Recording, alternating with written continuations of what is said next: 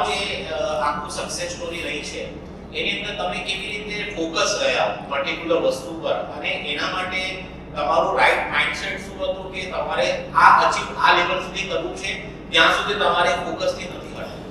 જ્યારે મારો બિઝનેસ શરૂ થયો ને તો મારી પાસે પૈસાનો કન્સ્ટ્રેન્ટ હતો જ, તો એના માટે મેં બેંકનો સપોર્ટ શોધ્યો પહેલાં. So I didn't get that much support.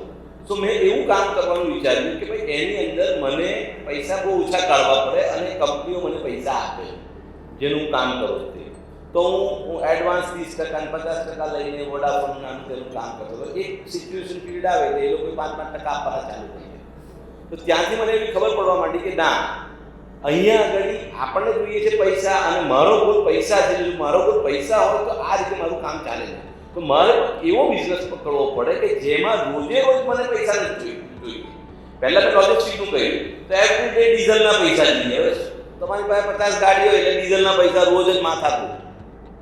એવી રીતે પછી ટેલિકમ્યુનિકેશનનું ચાલુ છે. એક મુદ્દા સુધી ચાલ્યું જ્યાં સુધી એ લોકોને કામ હતું ત્યાં સુધી. જેવું એ લોકોનું કામ ઓછું થયું એટલે એ લોકોએ પછી પૈસા આપવાનું ઓછું કર્યું એટલે આપણને પાછું સ્ટ્રેસ આવવા માંડ્યું. હવે એવું કંઈક કામ કરવું છે કે જેના કારણે આપણને લિક્વિડિટીની જરૂર ના હોય. આપણો જે આઈડિયા છે તેને આપણે ગ્રો અપ કરીને આગળ ચાલીએ. તો એવો આ બિઝનેસ જે રિન્યુએબલનો બિઝનેસ છે ને એમાં તમને એક વખત કેપેક્સ કરે ત્યાં પછી પૈસાની જરૂર નથી પડતી. સૂરજ ઉગે એટલે તમારું મીટર ચાલુ. હું હમણાં વાત કરું છું અહીંયા મારું મીટર ચાલુ છે, તમે સમજ્યા? અને તે એકદમ પ્યોર મીટર. તો ઓલવેઝ થિંક ધેટ વે કે તમારી જરૂર તમારો ફોકસ હોવો જોઈએ.